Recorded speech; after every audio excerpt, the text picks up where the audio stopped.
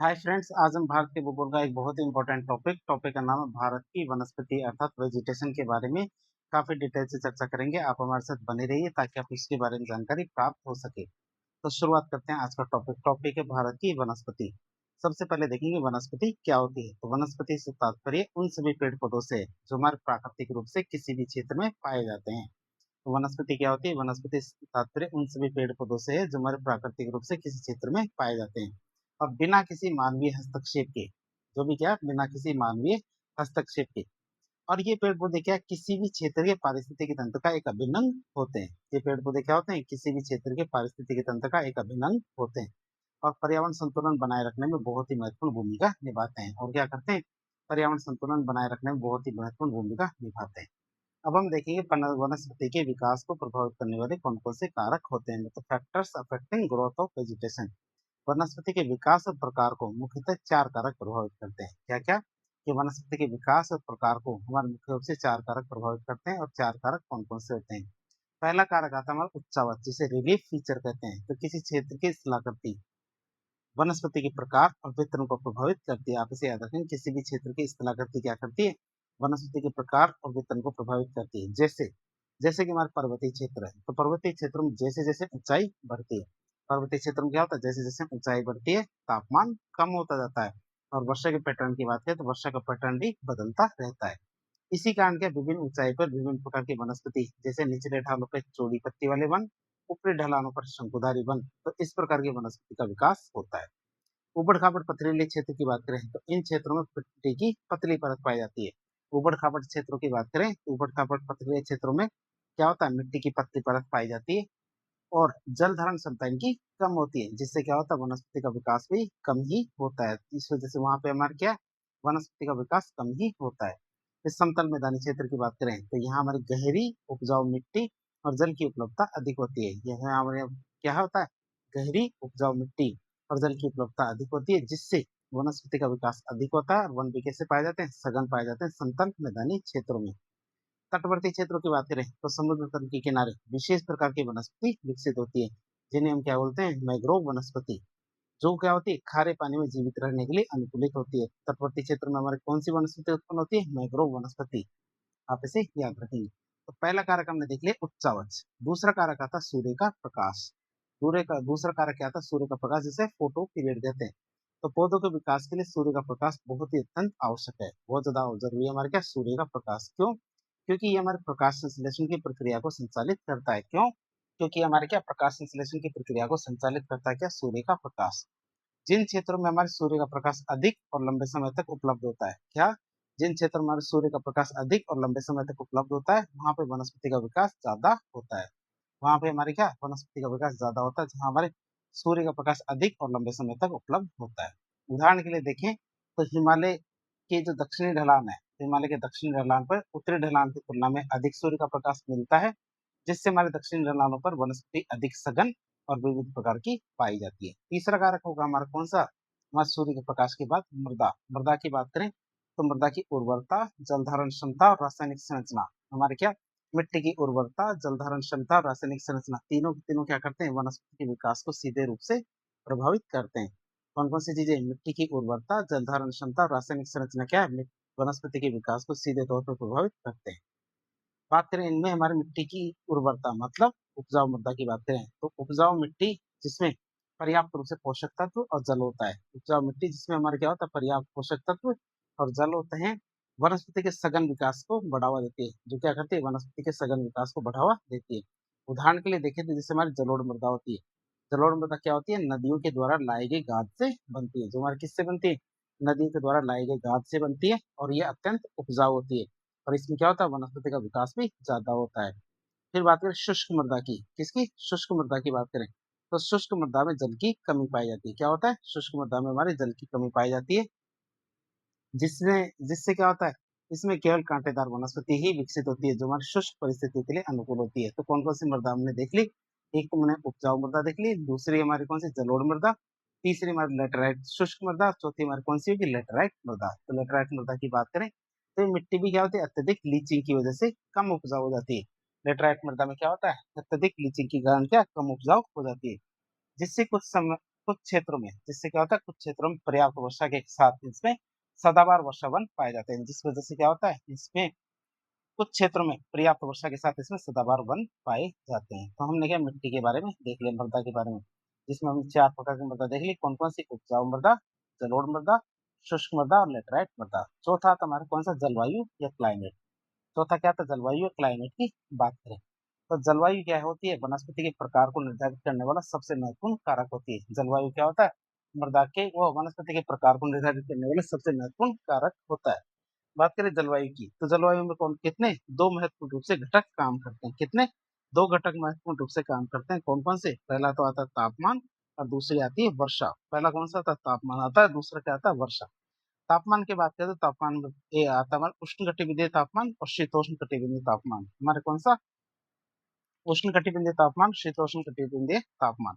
जिसमें हमारे कर्क रेखा के नीचे जो दक्षिणी भारत है, तो उसमें तुम्हारा उष्णकटिबंधीय तापमान होगा और कर्क रेखा के ऊपर हमारे शीतोष्णकटिबंधीय तापमान होगा। तो उष्णकटिबंधीय तापमान मतलब कर्क रेखा के नीचे वाले भाग की बात करें तो उच्च तापमान वाले क्षेत्र जहाँ साल भर गर्मी होती है, जैसे भारत के अधिकांश हिस्से में ऐसा ही होता है।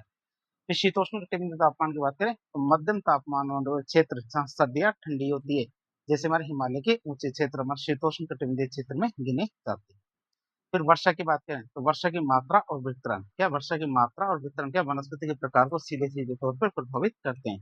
क्या वर्षा की मात्रा और वितरण क्या करते हैं? वनस्पति के प्रकार को सीधे सीधे प्रभावित करते हैं। जैसे जैसे कि हमारे सदाबहार वनस्पति की बात करें, किसकी? एवरग्रीन वनस्पति या सदाबहार वनस्पति की बात करें तो जहां 200 सेंटीमीटर से अधिक वर्षा प्राप्त होती है, जहां पे हमारे क्या 200 सेंटीमीटर से अधिक वर्षा प्राप्त होती है, वहां हमारे सदाबहार वनस्पति पाई जाती है।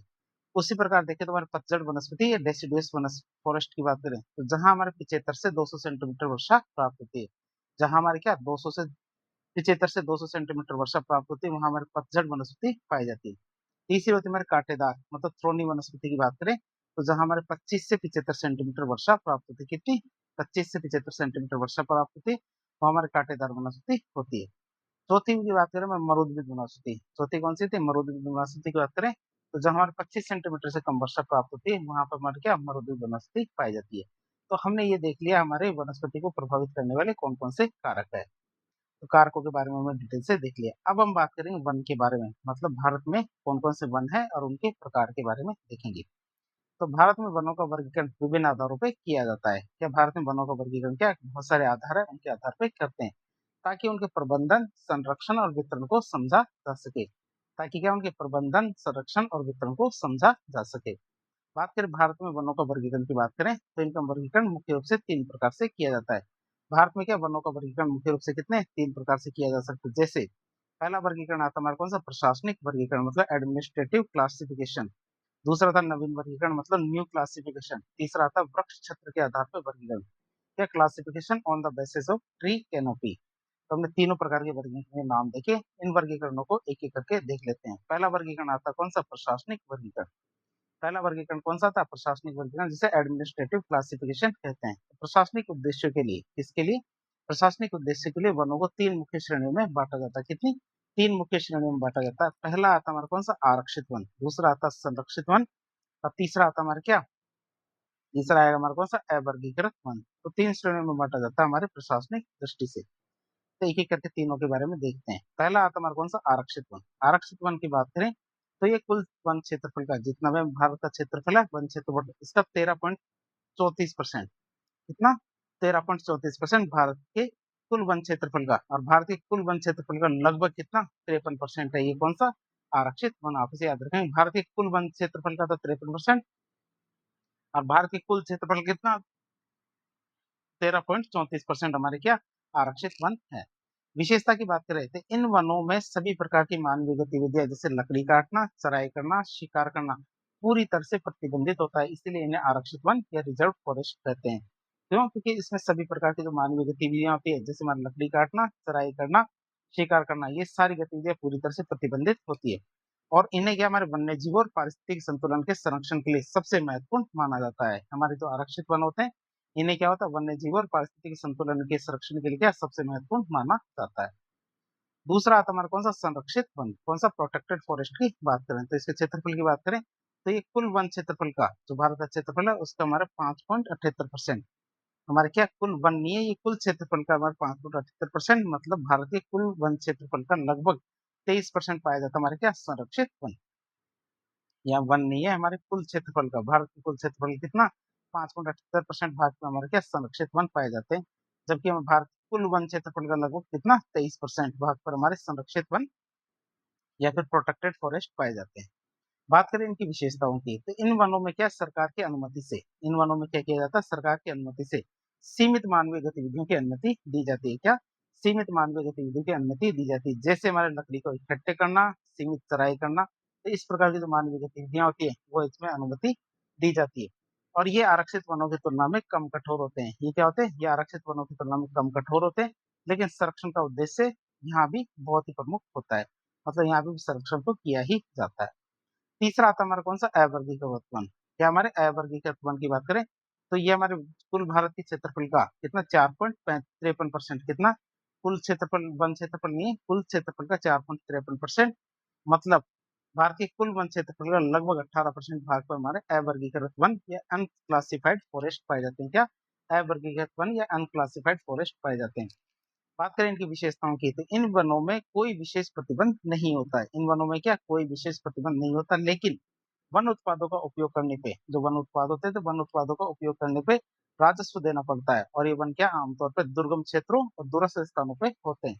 ये वन क्या होते हैं, आमतौर पर दुर्गम क्षेत्रों और दूरस्थ स्थानों पे होते हैं। तो कुल प्रशासनिक वन क्षेत्र की बात करें तो 24.33% क्षेत्र पर हमारे कुल प्रशासनिक वन पाए जाते हैं। आप इसे याद रखें, टोटल भारत के कितने परसेंट क्षेत्र पे, 24.33% पे हमारे कुल प्रशासनिक वन पाए जाते हैं। और ये आंकड़ा कुल भौगोलिक क्षेत्र का प्रतिशत है, न कि कुल वन का। आप इसे याद रखेंगे, जो भारत का कुल भौगोलिक क्षेत्र है उसका हमारे 24.33% पे हमारे क्या कुल प्रशासनिक वन पाए जाते हैं, जब कितना पाया जाना चाहिए 33% पे पाया जाना चाहिए, जबकि है कितना 24.33%। अब हम देखेंगे नया वर्गीकरण। ये तुम्हारा प्रशासनिक वर्गीकरण था, अब देखेंगे नया वर्गीकरण। नया वर्गीकरण की बात करें तो ये वर्गीकरण वनों के स्वामित्व और प्रबंधन के आधार पर किया जाता है। क्या वनों के स्वामित्व और प्रबंधन के आधार पर किया जाता है। इसके आधार पर हमारे कौन कौन से प्रकार है, तो पहला आता हमारा राजकीय वन, दूसरा आएगा हमारा क्या सामुदायिक वन। पहला कौन सा था, राजकीय वन, दूसरा आता सामुदायिक वन, तीसरा आता हमारा कौन सा, व्यक्तिगत वन। तो तीन प्रकार किए गए हैं नवीन आधार पे। तो नवीन वर्गीकरण है उसमें हमारे तीन वर्गीकरण किए गए हैं। पहला आता राजकीय आधार पे। राज्य के आधार पर नियंत्रण की बात करें तो इन वनों का नियंत्रण और संरक्षण किसके द्वारा किया जाता है, सरकार के द्वारा किया जाता है। तो राजकीय वन है तो राजकीय वनों का हमारा नियंत्रण और संरक्षण किसके द्वारा किया जाता है, सरकार के द्वारा किया जाता है। क्षेत्रफल की बात करें तो ये कुल वनों के 95% क्षेत्र में स्थित है। कितने, कुल वनों के 95% क्षेत्र में हमारे राजकीय वन होते हैं।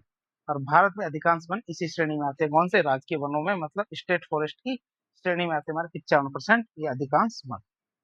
बात करें सामुदायिक वन की, तो सामुदायिक वन में नियंत्रण कौन रखता है, तो इन वनों का नियंत्रण और संरक्षण हमारे स्थानीय निकाय, जो हमारे लोकल बॉडीज होती है, जैसे हमारे ग्राम पंचायत होती है, सामुदायिक संगठन होते हैं, तो इनके द्वारा किया जाता है। सामुदायिक वनों में क्या होता है, हमारे वनों का नियंत्रण और संरक्षण किसके द्वारा किया जाता है, स्थानीय निकाय जैसे हमारे ग्राम पंचायत और सामुदायिक संगठनों के द्वारा किया जाता है। बात करें क्षेत्रफल की, तो ये कुल वनों के लगभग 3% क्षेत्र में स्थित है। ये हमारे क्या सामुदायिक वन कितने, कुल वनों के लगभग 3% भाग में स्थित है। और ये हमारे क्या स्थानीय समुदायों की आवश्यकताओं को पूरा करने में मदद करते हैं। ये क्या करते हैं, स्थानीय समुदायों की आवश्यकताओं को पूरा करने में मदद करते हैं।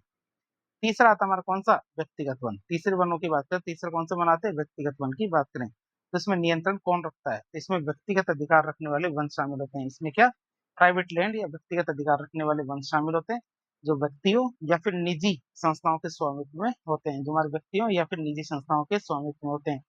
और ये कुल वनों के लगभग 2% भाग में है। ये वन क्या हमारे कुल वनों के लगभग 2% क्षेत्र में है हमारे कौन से, व्यक्तिगत वन। तो मैंने नवीन वर्गीकरण के आधार पर तीन वर्गीकरण किया, एक हमारा राजकीय वन, दूसरा सामुदायिक वन और तीसरा व्यक्तिगत वन। अब हम देखेंगे वृक्ष छत्र के आधार पर, किसके आधार पर, वृक्ष छत्र के आधार पर जो हमारा वनों का वर्गीकरण है उसकी बात करें। तो ये वर्गीकरण हमारे वनों की सघनता को दिखाता है। ये हमारे क्या वर्गीकरण क्या करता है, वनों की सघनता को दिखाता है, जिसे हमारे वृक्ष छत्र घनत्व के प्रतिशत के आधार पर मापा जाता है। किसके आधार पर, वृक्ष छत्र घनत्व या ट्री कैनोपी डेंसिटी के प्रतिशत के आधार पर नापा जाता है। आप इसे याद रखिए। जिसमें पहली श्रेणी आती है कौन सी, VDF, मतलब वेरी डेंस फॉरेस्ट, मतलब अति सघन वन। अति सघन वन की बात करें तो क्षेत्रफल क्या है, तो ये IFSR 2023 जो लेटेस्ट है उसकी बात करेंगे। उसके अनुसार देखिए कुल भौगोलिक क्षेत्रफल का लगभग 3.04%, या 3.04% हमारे क्षेत्रफल पर अति सघन वन पाए जाते हैं। अब अति सघन वन किसे कहते हैं? जिसका वृक्ष क्षेत्र घनत्व कितना? वृक्ष क्षेत्र घनत्व 70% से ज्यादा है। और ये कैसे होते हैं? ये अत्यधिक घने वन होते हैं जहाँ सूर्य का प्रकाश मुश्किल से ही जमीन पे पहुंच पाता है, जिसका हमारे वृक्ष क्षेत्र घनत्व कितना? 70% से ज्यादा होता है। और इसकी विशेषता क्या होती है? ये इतने घने होते हैं कि सूर्य का प्रकाश मुश्किल से ही जमीन तक पहुंच पाता है। दूसरे वन आते हैं हमारे कौन से? MDF मतलब मॉडरेटली डेंस फॉरेस्ट, मतलब मध्यम सघन वन। मध्यम सघन वन की बात करें तो इसका क्षेत्रफल क्या है? IFSR 2023 के अनुसार देखिए तो कुल भौगोलिक क्षेत्रफल का लगभग 9.33%, क्या कुल भौगोलिक क्षेत्रफल का लगभग 9.33% पे हमारे ये मध्यम सघन वन पाए जाते हैं। वृक्ष क्षेत्र घनत्व की बात करें तो 40 से 70% हमारी इसकी इनकी कैनोपी होती है, मतलब वृक्ष क्षेत्र घनत्व कितना होता है? 40 से 70% तक। और ये क्या होते हैं? अपेक्षाकृत घने वन होते हैं। ये कैसे होते हैं? हमारे अपेक्षाकृत घने वन होते हैं, लेकिन अति सघन वनों से कम होते हैं। क्या लेकिन क्या होते हैं? अति सघन वनों से ये कम होते हैं, हमारे MDF। फिर आते हैं हमारे ओपन फॉरेस्ट मतलब OF या खुले वन। क्षेत्रफल की बात करें तो IFSR 2023 के अनुसार देखें तो कुल भौगोलिक क्षेत्रफल का लगभग 9.34% पे क्या? कुल भौगोलिक क्षेत्रफल का लगभग 9.34% पे हमारे खुले वन पाए जाते हैं। वृक्ष क्षेत्र घनत्व की बात करें तो 10 से 40% तक इनका वृक्ष क्षेत्र घनत्व पाया जाता है। और इन वनों में पेड़ों के बीच में अधिक जगह होती है। दो दो पेड़ों के बीच में हमारे क्या? अधिक जगह होती है। और ये हमारे कैसे होते हैं? ओपन फॉरेस्ट या खुले जंगल। और ये हमारे जिनका वृक्ष क्षेत्र घनत्व कितना होता है? 10 से 40% होता है। और क्षेत्रफल की बात करें तो कितना है? 9.34%। चौथा था हमारा कौन सी? स्क्रब्स। स्क्रब्स मतलब झाड़ियां। झाड़ियों की बात करें तो क्षेत्रफल की बात करें तो IFSR 2023 के अनुसार देखें तो कुल भौगोलिक क्षेत्रफल का 1.33%, या 1.33% भौगोलिक क्षेत्रफल पर हमारे झाड़ियां पाई जाती है। अब इनका वृक्ष क्षेत्र घनत्व की बात करें तो इनका वृक्ष क्षेत्र घनत्व जो हमारे 10% से भी कम है। इसमें हमारे छोटे पेड़, झाड़ियां और बिखरी हुई वनस्पति शामिल होती है। इसमें क्या होता है? हमारे छोटे पेड़, झाड़ियां और बिखरी हुई वनस्पति शामिल होती है। तो इस तरह से हम देखें तो कुल वनावरण की बात करें, चारों प्रकार देख लिए तो कुल वनावरण की बात करें तो हमारे 21.76% भाग पर वन है। तो भारत के कुल भौगोलिक क्षेत्रफल का 21.76% भाग पे क्या हमारे कुल वनावरण है। वृक्षावरण की बात करें तो 3.41% पे कितना? 3.41% पे हमारे कुल वृक्षावरण है। मतलब वृक्षावरण में वन क्षेत्र के बाहर के पेड़ शामिल होते हैं, जैसे घरों में पेड़ लगे होते हैं उनकी बात करें तो 3.41% क्षेत्र पे हमारे वृक्षावरण है। आप इसे याद रखें। वनावरण तो हमारे 24.76% और वृक्षावरण कितना? 3.41%। तो इस तरह से हमारे कुल देखें वन और वृक्षावरण दोनों को मिलाकर के देखें तो 25.17% पे हमारे क्या? हमारे वन है। तो वन और वृक्ष दोनों को मिलाकर के देखें तो पूरी वनस्पति कितनी है? 25.17%। अब हम देखेंगे भारत वन स्थिति रिपोर्ट 2023, इसके बारे में देखिए IFSR मतलब Indian state of forest report. IFSR 2023 की बात करें, जारी कौन करता है? तो 21 दिसंबर 2024 को। कब? 21 दिसंबर 2024 को वन, पर्यावरण, वन और जलवायु परिवर्तन मंत्री। कौन? पर्यावरण, वन और जलवायु परिवर्तन मंत्री हमारे भूपेंद्र यादव थे। इन्होंने भारत वन स्थिति रिपोर्ट 2023 को जारी किया। क्या? भारत वन स्थिति रिपोर्ट 2023 को जारी किया किसने? हमारे भूपेंद्र यादव ने। बात करें प्रकाशन की तो हमारे 1987 से भारतीय वन स्थिति रिपोर्ट को हर 2 साल में क्या? पर्यावरण, वन और जलवायु परिवर्तन मंत्रालय के अधीन भारतीय वन सर्वेक्षण विभाग के द्वारा प्रकाशित किया जाता है। किसके द्वारा? भारतीय वन सर्वेक्षण विभाग के द्वारा जारी किया जाता है हर 2 साल में। हमारे कब से जारी किया जा रहा है? ये 1987 से लगातार हर 2 साल में रिपोर्ट जारी की जा रही है। बात करें वर्तमान 2023 की रिपोर्ट की तो ये रिपोर्ट के संस्करण की बात करें तो यह इस रिपोर्ट की हमारी 18वीं रिपोर्ट है। यह इस श्रेणी की हमारी क्या? 18वीं रिपोर्ट है। डेटा स्रोत की बात करें तो इस रिपोर्ट में वन एवं वन संसाधनों के आकलन के लिए, तो इस रिपोर्ट में हमारे क्या? वन और वन संसाधनों के आकलन के लिए भारतीय दूर संवेदी उपग्रह या भारतीय दूर संवेदी उपग्रह रिसोर्स सेट सेकंड, इनसे प्राप्त आंकड़ों का प्रयोग किया गया। किसका? रिसोर्स सेट सेकंड जो हमारा उपग्रह है अंतरिक्ष में, उसके से प्राप्त जो आंकड़े हैं उनका प्रयोग किया गया है। रिपोर्ट में सटीकता लाने के लिए आंकड़ों की जांच के लिए वैज्ञानिक पद्धति अपनाई गई है। बात करें रिपोर्ट में सटीकता लाने के लिए क्या? आंकड़ों की जांच के लिए वैज्ञानिक पद्धति अपनाई गई है। बात करें हमारे IFSR 2023 की कौन कौन से बिंदु है उनकी बात करें तो देश में वनों और वृक्षों से आच्छादित कुल क्षेत्रफल की बात करें। किसकी? वनों और वृक्षों से आच्छादित कुल क्षेत्रफल की बात करें तो हमारा 8,27,357 वर्ग किलोमीटर हमारे क्या? वन और वृक्ष दोनों से आच्छादित है। जो हमारे कुल भौगोलिक क्षेत्रफल का कितना? 25.17% है। जो हमारे का कुल भौगोलिक क्षेत्रफल का कितना? 25.17% है। कितना? 8,27,353 वर्ग किलोमीटर।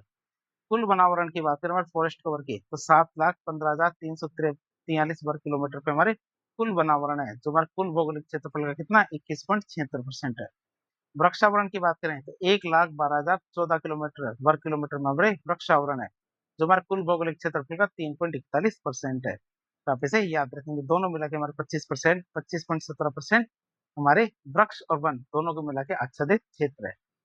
बात करें हमारे वृद्धि की, तो भारत वन रिपोर्ट, वन स्थिति रिपोर्ट 2023 की बात करें तो इसके अनुसार वर्ष 2021 के आकलन की तुलना में, किसके वर्ष 2021 के आकलन की तुलना में देखें तो देश के कुल वन और वृक्ष आवरण में 1445 वर्ग किलोमीटर की वृद्धि हुई है। हमारे वन और वृक्ष दोनों मिला के देखें तो 1445 वर्ग किलोमीटर की वृद्धि हुई है। इसमें हमारे वन आवरण क्षेत्र में 1289 वर्ग किलोमीटर की वृद्धि हुई है, वर्ग किलोमीटर की वृद्धि हुई है, जबकि वृक्षावरण में देखें तो 156 वर्ग किलोमीटर की वृद्धि देखी गई है। तो वनावरण में कितने 1289 वर्ग किलोमीटर की वृद्धि हुई है, तो हमारे वृक्षावरण में क्या हमारा 156 वर्ग किलोमीटर की वृद्धि हुई है, जो ये दिखाता है कि भारत में वन और वृक्षावरण में सकारात्मक रुझान देखा जा रहा है। अब देखेंगे हमारे मैंग्रोव वनस्पति के बारे में, किसके बारे में मैंग्रोव वनस्पति के बारे में बात करें तो देश में कुल मैंग्रोव कवर जो हमारे कहाँ होते हैं तटीय वन क्षेत्र होते हैं, मतलब तटीय क्षेत्रों के अंदर हमारे कौन सी वनस्पति पाई जाती है मैंग्रोव वनस्पति पाई जाती है। तो देश में कुल मैंग्रोव कवर की बात करें तो 4,992 वर्ग किलोमीटर, कितना 4,992 वर्ग किलोमीटर है हमारे क्या हमारे मैंग्रोव वनस्पति, जो देश के भौगोलिक क्षेत्रफल का 0.15% है। बात करें इसके अंदर कमी हुई है, कमी की बात करें तो हमारे वर्ष 2021 की तुलना में, क्या वर्ष 2021 की तुलना में मैंग्रोव कवर में 7.43 वर्ग किलोमीटर की कमी देखी गई है, जो एक चिंता का विषय है और इस पर ध्यान देने की जरूरत है। झाड़ी क्षेत्र की बात करें, स्क्रब एरिया की बात करें तो झाड़ी क्षेत्र की बात करें 43,623 वर्ग किलोमीटर, क्या 43,623 वर्ग किलोमीटर में क्या झाड़ी क्षेत्र है, जो हमारे भारत की कुल भौगोलिक क्षेत्र का, जो कि हमारे क्या भारत के कुल भौगोलिक क्षेत्र का 1.33% है। खास बात देखें तो ये झाड़ी क्षेत्र कुल वन और वृक्षावरण में शामिल नहीं होता। ये झाड़ी क्षेत्र हमारे क्या होता है वन और वृक्षावरण में शामिल नहीं है, क्यों, क्योंकि इसका घनत्व 10% से कम होता है, इसका घनत्व क्या होता है 10% से कम होता है, किसका झाड़ी क्षेत्र का घनत्व क्या होता है 10% से कम होता है। बात करें कुछ महत्वपूर्ण तथ्य की, जो आईएफएसआर 2023 की रिपोर्ट है, इससे संबंधित कुछ तथ्यों के बारे में बात करें। इस रिपोर्ट के अनुसार 19 राज्य और केंद्र शासित प्रदेशों में, क्या 19 राज्य और केंद्र शासित प्रदेशों में उनके भौगोलिक क्षेत्र के 33% से अधिक क्षेत्र में क्या होता है, हमारे 19 राज्य और केंद्र शासित प्रदेशों में उनके जो भौगोलिक क्षेत्र है उनके 33% से अधिक क्षेत्र में वन पाए जाते हैं, जो हमारे राष्ट्रीय वन नीति के लक्ष्य के अनुसार है। कितने 19 राज्य और केंद्र शासित प्रदेश।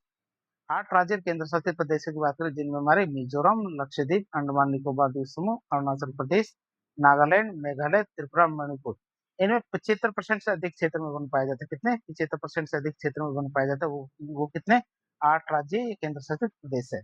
अरे मुख्य रूप से हमारे पूर्वोत्तर भारत और द्वीपीय क्षेत्र है, जहाँ सघन वन पाए जाते हैं। फिर बात करें बांस धारित क्षेत्र, जहाँ पे बांस पाई जाती है, बांस पौधे के रूप में पाया जाता है, उसकी बात करें तो देश में बांस धारित क्षेत्र की 1,54,670 वर्ग किलोमीटर अनुमानित है। क्या बांस धारित क्षेत्र कितना 1,54,670 किलोमीटर। अब वर्ष 2021 के आकलन के अनुसार देखें तो इसकी तुलना में बांस धारित क्षेत्र में 5,227 वर्ग किलोमीटर की वृद्धि हुई है, जो बांस की बढ़ती हुई व्यावसायिक उपयोगिता रोपण को दिखाता है कि बांस की कैसे ज्यादा से ज्यादा व्यावसायिकता बढ़ रही है, मतलब व्यावसायिक उपयोगिता बढ़ रही है और रोपण भी बढ़ रहा है, जो इस चीज को दिखाता है।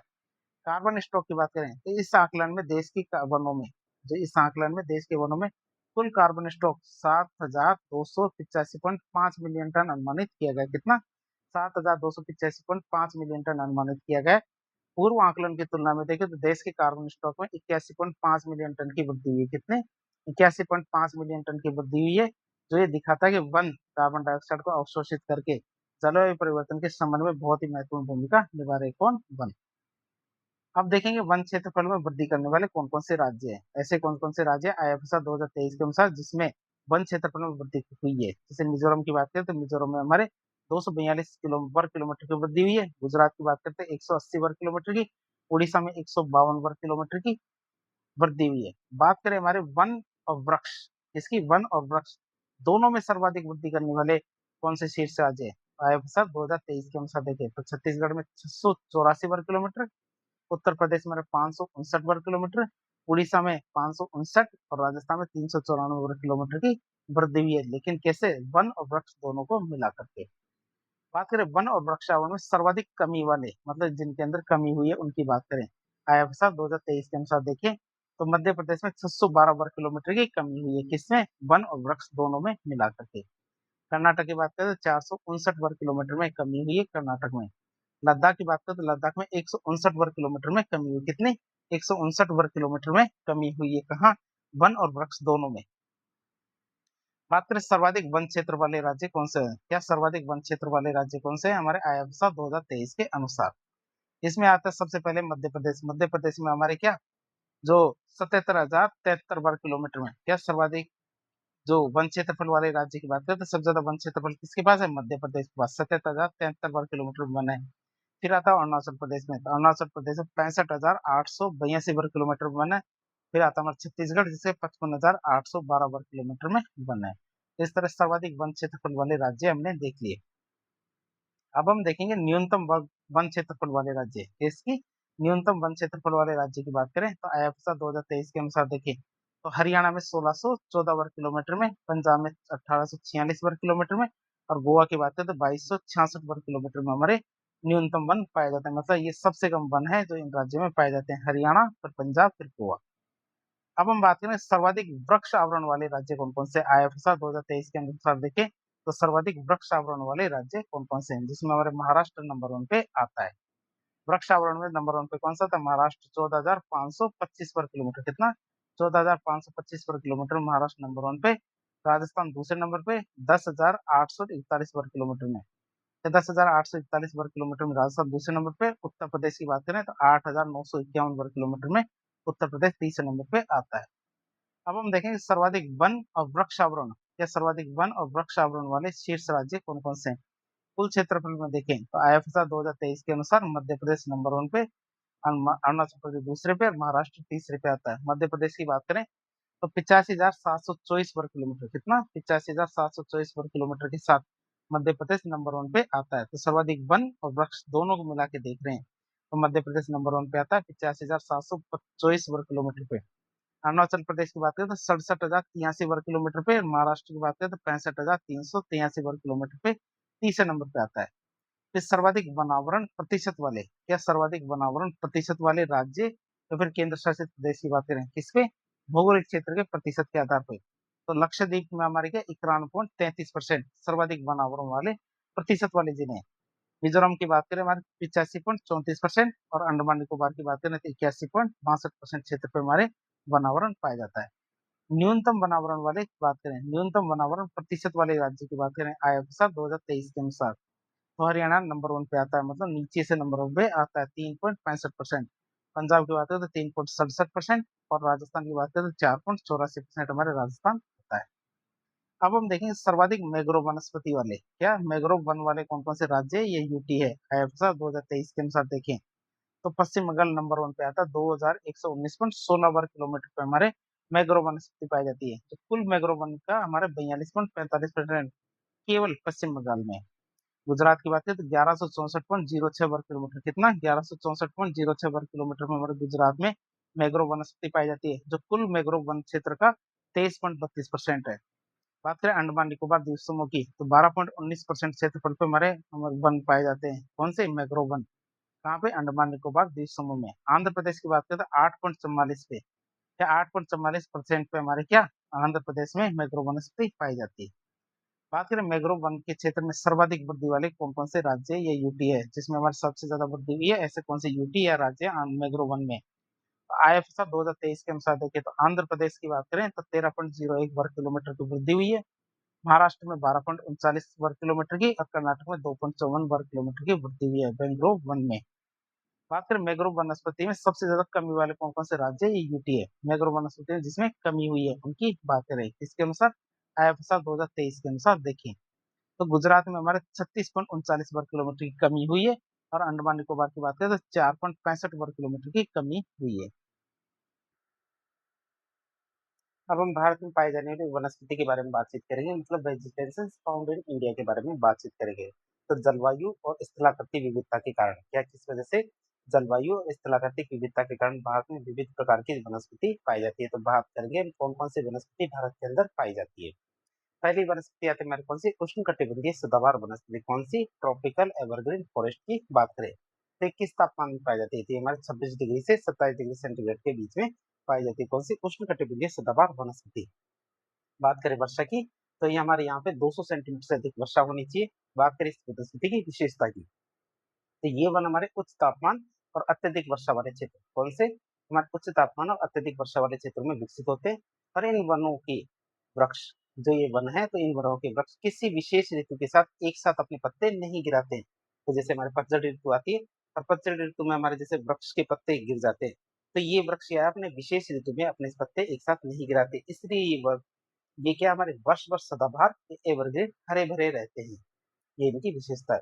सूर्य के प्रकाश की बात करें तो सूर्य के प्रकाश के लिए प्रतिस्पर्धा करने के कारण, क्या, सूर्य के प्रकाश के लिए प्रतिस्पर्धा करने की वजह से यहाँ ऊंचे ऊंचे वृक्षों का विकास होता है, जिनकी ऊंचाई लगभग 45 से 60 मीटर तक होती है। तो इन वृक्षों की लंबाई कितनी होती है, ऊंचाई कितनी होती है हमारी, 45 से 60 मीटर तक हो जाती है।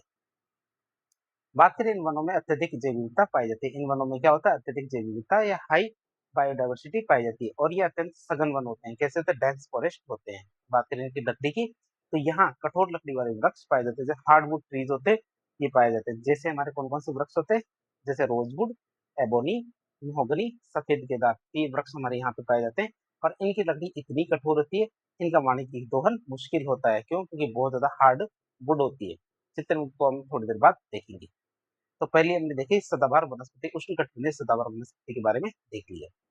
बात करें किन क्षेत्रों में पाई जाती है, तो ऐसे क्षेत्र जहाँ पे 200 सेंटीमीटर ज्यादा वर्षा होती है, और हमारे क्या, जो सूरज भी काफी तेजी से चमकता है, मतलब गर्मी भी काफी होती है, तो ताप भी ज्यादा है और वर्षा भी ज्यादा है, तो वहाँ पे हमारे कौन कौन से क्षेत्र है, हमारे पश्चिमी घाट के पश्चिमी ढाल, उत्तर पूर्वी राज्य, खासकर देखें तो असम और मेघालय, अंडमान निकोबार द्वीप समूह, कोरोमंडल तटीवर्ती क्षेत्र, जो कोरोमंडलीय कोस्टल रीजन है, तो वहाँ पे हमारे मिश्रित सदाबहार वनस्पति पाई जाती है, आप इसे याद रखेंगे। तो इस तरह हमने देखा जो हमारे उष्णकटिबंधीय सदाबहार वनस्पति कहाँ कहाँ पाई जाती है। फिर आते हैं उष्णकटिबंधीय पतझड़ वनस्पति, कौन सी, उष्णकटिबंधीय पतझड़ वनस्पति की बात करें, जहाँ पे हमें वर्षा 75 से 200 सेंटीमीटर के बीच में पाई जाती है, क्या, वर्षा के हमारे 75 सेंटीमीटर से 200 के बीच में हमारी वर्षा होती है। बात करें इनकी विशेषताओं की, तो ये वन क्या होते हैं, उच्च तापमान और मध्यम वर्षा वाले क्षेत्रों में विकसित होते हैं। ये वन कहाँ विकसित होते हैं, उच्च तापमान और मध्यम वर्षा वाले क्षेत्रों में विकसित होते हैं।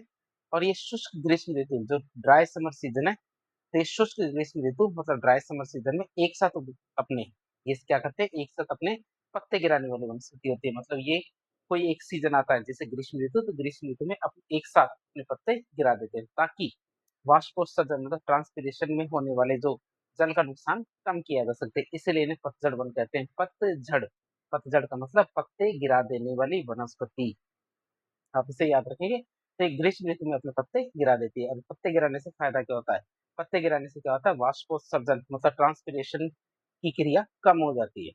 बात करें इस वनस्पति की, तो ये वनस्पति वाणिज्यिक रूप से बहुत ज्यादा उपयोगी होती है, क्यों, क्योंकि इनकी लकड़ी क्या अपेक्षाकृत नरम होती है, बहुत ज्यादा हार्डवुड नहीं होती है, इनकी लकड़ी कैसे होती है, नरम होती है, और इनका आसानी से दोहन किया जा सकता है, काटा जा सकता है, और इनसे चीजें बनाई जा सकती है। बात करें इनकी वनस्पति की, तो इसमें कौन कौन सी प्रजातियां पाई जाती है, चंदन, शीशम, साल, सागवान, इनसे हमारे क्या फर्नीचर बनाया जाता है। बात करें भारत में सर्वाधिक क्षेत्रफल की, तो उष्णकटिबंधीय पतझड़ वनस्पति भारत में सबसे ज्यादा क्षेत्रफल पर पाई जाती है, क्या हमारे भारत में सबसे ज्यादा क्षेत्रफल की बात करें तो उष्णकटिबंधीय पतझड़ वनस्पति क्या है, भारत में सबसे ज्यादा क्षेत्रफल में पाई जाती है, आप इसे याद रखेंगे। बात करें प्रकार की, तो भारत में उष्णकटिबंधीय पतझड़ वनस्पति दो प्रकार की होती है, क्या, हमारे जो उष्णकटिबंधीय पतझड़ वनस्पति है इसके दो प्रकार है। एक तो हमारी कौन सी होती है, शुष्क पतझड़ वनस्पति, दूसरी होती है आर्द्र पतझड़ वनस्पति। कौन सी हमारी, एक तो हमारी शुष्क पतझड़ वनस्पति होती है, एक हमारे आर्द्र पतझड़ वनस्पति होती है। बात करें दोनों में रेनफॉल का भी अंतर है, तो शुष्क पतझड़ वनस्पति है वहां तो हमारी जो वर्षा होती है 75 से 100 सेंटीमीटर होती है, और आर्द्र पतझड़ वनस्पति की बात करें तो यहाँ हमारे क्या 100 से 200 सेंटीमीटर वर्षा पाई जाती है, क्या 100 से 200 सेंटीमीटर वर्षा पाई जाती है। बात करें मुख्य प्रजाति की, तो साल और सागवान, मतलब साल सागवान हमारे, साल तो मुख्य शुष्क पतझड़ वनस्पति की प्रजाति है, और आर्द्र पतझड़ वनस्पति की बात करते हैं इसमें सागवान या टीक, के सागवान या टीक इसकी मुख्य प्रजाति है। बात करें मैं शुष्क पतझड़ वनस्पति कहाँ पाई जाती है, वनस्पति के प्रकार आधार विस्तार की बात करें तो पंजाब, हरियाणा, पूर्वी राजस्थान, मध्य प्रदेश, गुजरात, महाराष्ट्र, तेलंगाना, आंध्र प्रदेश, कर्नाटक, तमिलनाडु और छत्तीसगढ़, उड़ीसा, इन क्षेत्रों में हमारे वनस्पति पाई जाती है कौन सी? शुष्क पतझड़ वन। और आर्द्र पतझड़ वन की बात करें तो हमारे कौन से? शिवालिक, पूर्वी घाट, हमारे पश्चिमी घाट के पूर्वी ढाल, हमारे पूर्वी मध्य प्रदेश, छत्तीसगढ़, झारखंड, पश्चिम बंगाल, उड़ीसा, इन क्षेत्रों में हमारे क्या? आर्द्र पतझड़ वनस्पति पाई जाती है। बात करें तीसरी वनस्पति की, तीसरी वनस्पति आती है हमारे कौन से? उष्णकटिबंधीय कांटेदार वनस्पति। कौन सी है? उष्णकटिबंधीय कांटेदार वनस्पति की बात करें तो यहाँ तापमान उच्च तापमान होता है। कैसा तापमान होता है? उच्च तापमान होना चाहिए। बात करें वर्षा की तो वर्षा हमारे 75 सेंटीमीटर से कम पाई जाती है। बात करें इस वनस्पति की विशेषता की तो इस वनस्पति की क्या विशेषता है? बात करें तो ये वन क्या? उच्च तापमान और कम वर्षा वाले क्षेत्रों में विकसित होते हैं। ये वन क्या होते हैं? उच्च तापमान और कम वर्षा वाले क्षेत्रों में विकसित होते हैं।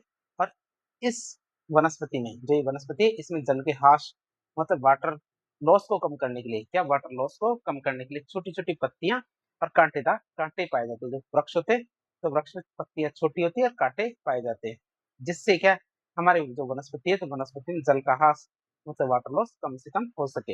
ये उनका शुष्क वातावरण के प्रति अनुकूलन होता है। ये हमारा क्या होता है? शुष्क वातावरण के प्रति इनका अनुकूलन होता है। जिन क्षेत्रों में 25 सेंटीमीटर से भी कम वर्षा पाई जाती है वहां पे हमारे मरुद्भिद वनस्पति मतलब जीरोफाइट वेजिटेशन पाई जाती है, जिसमें हमारे कैक्टस के वृक्ष पाए जाते हैं। कैक्टस की जो झाड़ियां पाई जाती है हमारे कहाँ पे? जहाँ हमारे 25 सेंटीमीटर से भी कम वर्षा प्राप्त होती है। बात करें यहाँ पे कौन कौन सी प्रजातियां पाई जाती है वृक्षों की तो खेजड़ी, बबूल, पलाश या ढाक। पलाश या ढाक हमारे यहाँ पे पाई जाती है। तो खेजड़ी, बबूल, पलाश या ढाक हमारे यहाँ पाई जाती है। तो कौन कौन से क्षेत्रों में हमारे ये वन पाए जाते हैं? हर वन कौन से? हमारे उष्णकटिबंधीय कांटेदार वनस्पति। कौन सी? उष्णकटिबंधीय कांटेदार वनस्पति। नाम में कांटेदार है तो कांटे तो होंगे ही।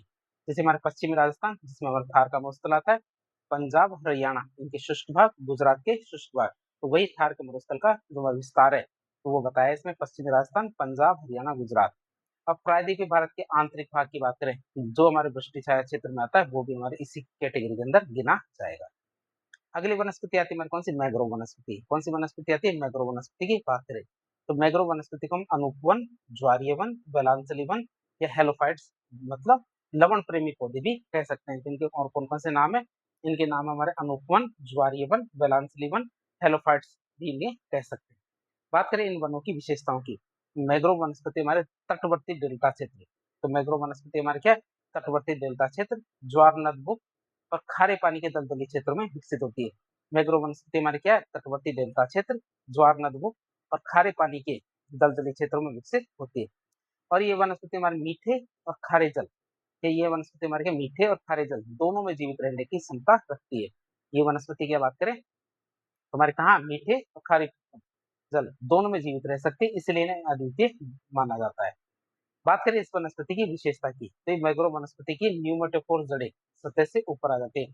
तो इस वनस्पति में क्या होता है? जो इनकी जड़ें हैं ऑक्सीजन की कमी की वजह से, क्यों? क्योंकि जमीन में ऑक्सीजन की कमी होती है तो ऑक्सीजन प्राप्त करने के लिए जमीन से बाहर आ जाती है, जमीन से ऊपर उठाती है, इसलिए इन जड़ों को क्या बोलते हैं? न्यूमेटोफोर्स कहते हैं।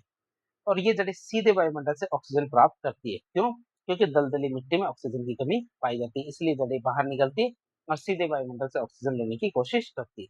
बात करें इनकी तो इनमें जरायुजता विविपेरिटी पाई जाती है। तो विविपेरी की बात करें तो जैसे हमारे मनुष्य सीधे बच्चों को जन्म देते हैं उसी प्रकार ये पौधे भी क्या करते हैं? जैसे नॉर्मल पौधे में तो क्या होता है कि हमारा फल लगता है, फल में बीज होता है, बीज को हम जमीन में उगाते हैं तो उसके बाद पौधा उगता है, लेकिन इसमें ऐसा नहीं होता है। फल जो हमारे पौधे पर लगा होता है तो फल के अंदर बीज अंकुरित हो जाता है पेड़ पे लगे लगे ही। या पेड़ पे जब लगा हुआ था फल और उसमें बीज पेड़ पर लगे होते समय ही अंकुरित हो जाता है, इसीलिए इनमें जरायुजता पाई जाती है। तो इस गुण को हम जरायुजता कहते हैं और ये इन पौधों की विशेषता है। किसकी? मैग्रो वनस्पति की विशेषता है। बात करें विविपेरी या जू जरायुजता की तो इसका मतलब ये है कि बीज पेड़ पर लगे रहते हुए ही अंकुरित हो जाते हैं, जिससे वे पानी में गिरकर सीधे बढ़ने लगते हैं और खारे पानी में उनके जीवित रहने की संभावना बढ़ जाती है। और यदि ये पेड़ पर नहीं उगेंगे, जमीन पे उगाने की कोशिश करेंगे तो आसानी से नहीं उगेंगे। मैग्रो वनस्पति की बात करें तो मैग्रो वनस्पति में उच्च जैव विविधता पाई जाती है, क्यों? क्योंकि कई समुद्री और स्थलीय प्रजातियों के लिए नर्सरी और आवास का काम करते हैं। तो ये हमारे कई समुद्री और स्थलीय प्रजातियां हैं उनके लिए नर्सरी और आवास का काम करते हैं, इसलिए यहाँ पे उच्च जैव विविधता पाई जाती है। भारत की बात करें तो भारत में विश्व के 3% मैग्रो वनस्पति पाई जाती है। मैग्रो वनस्पति की बात करें तो मैग्रो वनस्पति की सुंदरी प्रजाति की जो हमारे पश्चिम बंगाल में पाई जाती है। कौन सी? सुंदरी प्रजाति हमारी कहाँ पाई जाती है? पश्चिम बंगाल में पाई जाती है। इसीलिए पश्चिम बंगाल में प्रसिद्ध सुंदरवन का डेल्टा में नाम रखा गया है। मतलब जो गंगा नदी का डेल्टा है वो हमारे वहां पे हमारे जो मैग्रोव वनस्पति कौन सी पाई जाती है, सुंदरी प्रजाति की मैग्रोव वनस्पति पाई जाती है हमारी गंगा डेल्टा में। इसी वजह से वहाँ जो वन बनता है उसे हम क्या कहते हैं, सुंदरवन का डेल्टा कहते हैं। भारत की बात करें तो भारत में सर्वाधिक मैग्रोव वनस्पति हमारे कहाँ पाई जाती है, पश्चिम बंगाल में पाई जाती है। तो मैग्रोव वनस्पति की बात करें तो कहाँ कहाँ पाई जाएगी, जो हमारे भारत के तटीय राज्य है वे सारे हमारे मैग्रोव वनस्पति में गिने जाएंगे। जैसे गुजरात, गुजरात में कच्छ और खंबात की खाड़ी, महाराष्ट्र, गोवा, कर्नाटक, केरल, तमिलनाडु और तमिलनाडु में पिचावरम, हमारे आंध्र प्रदेश, उड़ीसा, पश्चिम बंगाल में सुंदरवन, अंडमान निकोबार द्वीप समूह। तो ये हमारे क्या है, मैग्रोव वनस्पति वाले क्षेत्र है। खास बात देखें तो पश्चिम बंगाल का सुंदरवन और तमिलनाडु का पिचावरम मैग्रोव वनस्पति के लिए खासकर प्रसिद्ध है। कौन कौन सा क्षेत्र, पश्चिम बंगाल का तो सुंदरवन और तमिलनाडु का पिचावरम, ये दोनों क्षेत्र हमारे क्या मैग्रोव वनस्पति के लिए प्रसिद्ध है। फिर आता हमारे कौन सा, पर्वतीय वनस्पति। कौन सी आती है, पर्वतीय वनस्पति की बात करें तो पर्वतीय क्षेत्र में ऊंचाई के साथ तापमान और वर्षा में परिवर्तन होता है। क्या पर्वतीय क्षेत्र में हमारे क्या होता है, ऊंचाई के साथ तापमान और वर्षा में परिवर्तन होता है। इस वजह से विभिन्न ऊंचाई पर विभिन्न प्रकार की वनस्पति पाई जाती है। अलग अलग ऊंचाई पर हमारे अलग अलग प्रकार की वनस्पति पाई जाती है। बात करें कौन कौन सी वनस्पतियां, तुम्हारी ऊंचाई के आधार पर वनस्पति की बात करें तो तुम्हारे चित्र में भी इसे देख सकते हैं। जैसे हमारे 1000 मीटर की ऊंचाई की बात करें तो जहां पे हमारे 100 सेंटीमीटर वर्षा प्राप्त होती है। क्या 1000 मीटर की ऊंचाई और 100 सेंटीमीटर वर्षा प्राप्त हो, वहां हमारे कौन से वन पाए जाते हैं, हमारे उष्णकटिबंधीय आर्द्र पतझड़ वनस्पति पाई जाती है। ऊंचाई के आधार पर देखिए तो 1000 मीटर ऊंचाई तक 100 सेंटीमीटर जहां वर्षा होती है वहां हमारे उष्णकटिबंधीय आर्द्र पतझड़ वनस्पति पाई जाती है। ऊंचाई बढ़ाते हैं कितने तक ले जाएं, 2000 मीटर तक ले जाएं, 2000 मीटर तक ले जाएं तो भारत को दो भागों में बांट दिया जाता है। इस ऊंचाई पर हमारे भारत को दो भागों में बांट दिया जाता है। पहला भाग आता है हमारे कौन सा, 88 डिग्री पूर्वी देशांतर के हमारे पश्चिम में, और एक आता है पूर्व में। 88 डिग्री पूर्वी देशांतर के पूर्व में और पश्चिम की बात करें तो ये भारत के अंदर विभाजन कर दिया जाता है। इसकी बात करें तो जो पश्चिम में है तो पश्चिम में हमारे 75 से 100 सेंटीमीटर वर्षा होती है और वहां पर चीड़ और देवदार के वृक्ष पाए जाते हैं। कौन से, चीड़ और देवदार के वृक्ष पाए जाते हैं। और यदि 88 डिग्री पूर्वी देशांतर के पूर्व में देखें तो 125 सेंटीमीटर वर्षा होती है और वहां मेपल, ओक और चेस्टनट, कौन से, मेपल, ओक और चेस्टनट ये वृक्ष पाए जाते हैं। ओवरऑल देखें तो उपोष्ण कटिबंधीय पर्वतीय वनस्पति पाई जाती है। हमारे 2000 मीटर की ऊंचाई पर हमारे कौन सी, उपोष्ण कटिबंधीय पर्वतीय वनस्पति पाई जाती है। तो ओवरऑल वनस्पति की बात करें तो कौन सी, उपोष्ण कटिबंधीय पर्वतीय वनस्पति। अब ऊंचाई बढ़ा दे, ऊंचाई बढ़ा के हम कितनी कर दे, 3000 मीटर ऊंचाई कर दे तो यहाँ हमारे क्या कोणधारी वनस्पति पाई जाती है। क्या कोणधारी वनस्पति पाई जाती है। वर्षा की बात करें तो 200 से 250 सेंटीमीटर यहाँ वर्षा होती है। और हमारे कौन कौन सी वनस्पति पाई जाएगी, फर, स्प्रूस, चीड़ वनस्पति। क्या फर, स्प्रूस और चीड़ जैसी वनस्पतियां यहाँ पाई जाती है जो हमारे कोणधारी वनस्पति है। अब ऊंचाई बढ़ा के हम कितनी, 4000 तक मीटर तक करते तो हमारे यहाँ पे कौन सी अल्पाइन वनस्पति पाई जाएगी। कौन सी अल्पाइन वनस्पति पाई जाएगी, जो कौन कौन सी हमारी, लाइकेन, मॉस, हनिक्सल, जूनिफर। कौन सी, हनिक्सल, जूनिफर, इस प्रकार की हमारे वनस्पति पाई जाएगी। तो हमने 4 कैटेगरी करके देख ली वनस्पति, जो पर्वतीय वनस्पति की 1000 मीटर, 2000 मीटर, 3000 मीटर और 4000 मीटर की ऊंचाई पे। अब इसी चीज को टेक्स्ट में देख लेते हैं। सबसे नीचे हमारे 1000 मीटर की ऊंचाई तक के जो पादप है उनकी बात करें तो प्रजाति पाई जाएगी सागवान प्रजाति। नाम है हमारे उष्ण कटिबंधीय आर्द्र पतझड़ वनस्पति, मतलब ट्रॉपिकल मॉइस्ट डिस्ट्रीबियस वेजिटेशन। बात करें इनकी तो ये पर्वतीय क्षेत्र के निचले ढलानों पे पाई जाती है। ये हमारे कहाँ पाई जाती है, पर्वतीय क्षेत्रों के निचले ढलानों पे पाई जाती है जहाँ हमारे तापमान और वर्षा अपेक्षाकृत ज्यादा होती है। और ये सामान्यतः पतझड़ वनों की तरह ही मौसमी रूप में पत्ते गिराते हैं। ये हमारे कैसे होते हैं, सामान्य जो पतझड़ वन होते हैं उनकी तरह मौसम में, ग्रीष्म मौसम में क्या वो अपने पत्ते झड़ा देते हैं, ये गिरा देते हैं। फिर आते हैं हमारे कौन सी, उपोष्ण कटिबंधीय पर्वतीय वनस्पति। कौन सी, उपोष्ण कटिबंधीय पर्वतीय वनस्पति की बात करें जिन्हें सब ट्रॉपिकल माउंटेन वेजिटेशन भी कहते हैं, जो हमारे के 1000 से 2000 मीटर की ऊंचाई तक होते हैं। कितने, 1000 से 2000 मीटर की ऊंचाई तक होते हैं। अब हमने नीचे चित्र में भी देखा था, इस वनस्पति को दो भागों में बांटा गया है। इस वनस्पति को दो भागों में बांटा गया किस आधार पे, 88 डिग्री पूर्वी देशांतर के आधार पे। 88 डिग्री पूर्वी देशांतर के आधार पे इसको बांटा गया है। पहले भाग आता हमारे को चौड़ी पत्ती वाली वनस्पति। कौन सी आती है, चौड़ी पत्ती वाली वनस्पति, मतलब ब्रॉड लीफ वेजिटेशन। तो ये वनस्पति कहाँ पाई जाती है, 88 डिग्री पूर्वी देशांतर के पूर्व में पाई जाती है। जैसे हमारे सिक्किम, भूटान, ये सब है हमारे, जहाँ हमारे क्या 88 डिग्री पूर्वी देशांतर के पूर्व में पाई जाती है, जिसे हम चौड़ी पत्ती वाली वनस्पति भी कहते हैं। बात करें इनके विकास के लिए कितनी वर्षा चाहिए, 125 सेंटीमीटर या इससे ज्यादा वर्षा की जरूरत पड़ती है। इसकी 125 से ज्यादा की वर्षा चाहिए। बात करें इनमें कौन कौन सी प्रजातियां पाई जाती है, प्रजातियों की बात करें तो मैपल, ओक, चेस्टनट, कौन सी मैपल, ओक, चेस्टनट जैसी हमारी प्रजातियां यहाँ पे पाई जाती है। दूसरा प्रकार आता है चीड़ वनस्पति। कौन सी वनस्पति आती है, चीड़ वनस्पति की बात करें, पाइन वेजिटेशन की बात करें तो ये वनस्पति हमारे 88 डिग्री पूर्वी देशांतर के पश्चिम में पाई जाती है। कहाँ, 88 डिग्री पूर्वी देशांतर के पश्चिम में पाई जाती है, जैसे हमारे उत्तराखंड और हिमाचल प्रदेश। जैसे हमारे कहा उत्तराखंड और हिमाचल प्रदेश में पाई जाती है, लेकिन हमारे 1000 से 2000 मीटर की ऊंचाई पे ही पाई जाएगी। बात करें कि विकास की, तो इनके विकास के लिए 75 से 100 सेंटीमीटर की वर्षा की जरूरत पड़ती है। किसकी, 75 से 100 सेंटीमीटर की वर्षा की जरूरत पड़ती है। प्रजातियों की बात करें, सीड मतलब पाइन और देवदार ऐसी वनस्पति यहाँ पाई जाती है। दो भाग करके देखे, 1000 से 2000 वाले में। एक तुम्हारी चीड़ वनस्पति थी और एक बार चौड़ी पत्ती वाली वनस्पति थी। अब हम बात करें कोणधारी वनस्पति की। किसकी, कोणधारी वनस्पति की बात करें तो हमारे जो कॉनिफरस वेजिटेशन है इनकी बात करें तो 1800 से 3000 मीटर की ऊंचाई पे पाई जाती है। प्रजातियों की बात करें तो फर, स्प्रूस, चीड़, क्या फर, स्प्रूस, चीड़ ये वनस्पति यहाँ पाई जाती है।